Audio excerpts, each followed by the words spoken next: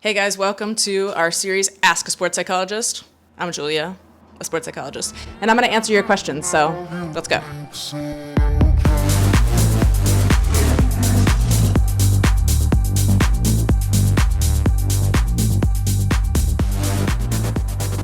How to help a team handle pressure inside and outside of the pitch. So from the way that this question is phrased, I'm going to assume that you are not in the team itself, but you are a coach or somehow personnel staff to the team. The caveat here, and I'll just say it in advance as a disclaimer, is that all of this stuff has to be trained in advance. Doing it just on the day when we actually need it, like in competition, is like jumping off a 5 to 10 meter high board and praying to God that you can learn how to swim when you hit the deep end, because it doesn't work like that.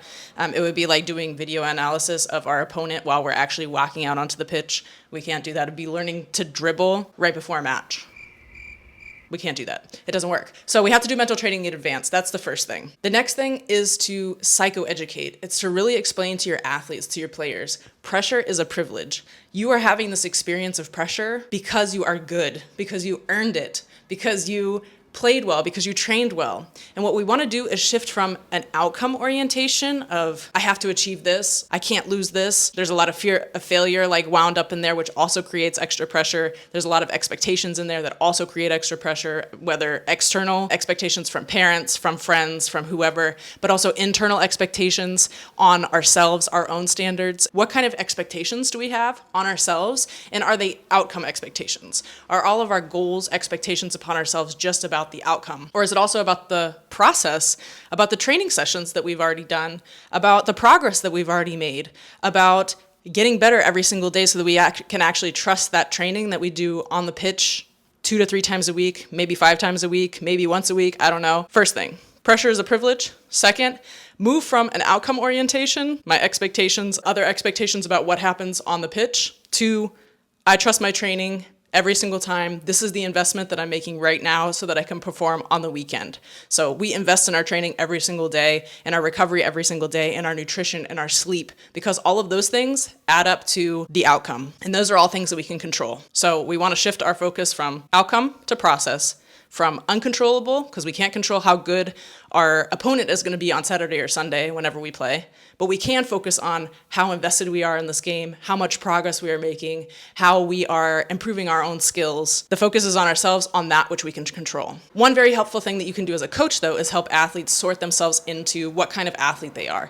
And a great format for this is the eyes off from Yuri Hanin, which is basically 3 categories in which athletes might fit into certain needs that they have or certain personalities that they have on match day. For example, the athletes that need a lot of energy in order to get going, they perform best when they're super hyped. They need loud music, they need loud contact. Maybe they're playing around with each other, conversing with each other.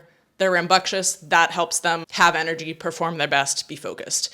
On the other extreme are athletes who really need the calmness in order to be focused, in order to perform their best. And then there's one in the middle. And once we've helped athletes sort themselves into these categories, they can self-sort, of course, then it's important that we take a look at what do you need in order to get into these categories on match day. For example, if you know that you need a ton of energy in order to bring your best, in order to not have these feelings of pressure in your brain, then control what you can control instead of, again, the uncontrollable. Get yourself into that zone. Same thing for the athletes who are maybe on the lower side, like myself, where we need a lot more calm to perform our best. How are you going to do that? We're going to test out some things like a playlist, meditation, certain types of breathing exercises, maybe using an anchor to focus on that, something I love, something that calms me down, something that brings me peace, as opposed to something that stresses me out like a match situation, and use that in order to get myself into my zone with affirmations, mantras, positive self-talk before a match so that I've already set myself up for success. Those are all things that we can control. The thing about pressure is we want to build resilience in our athletes.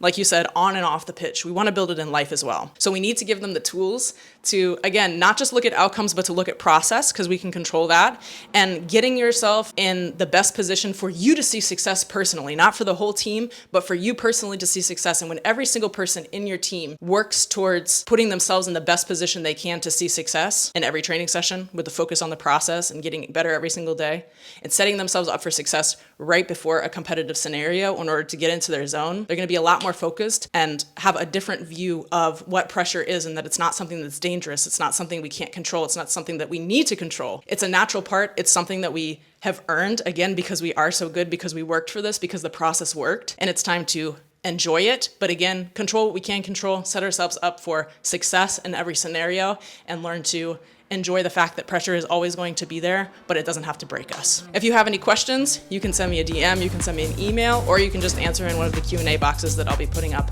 in the next couple of days. Thanks for listening. Have a great one.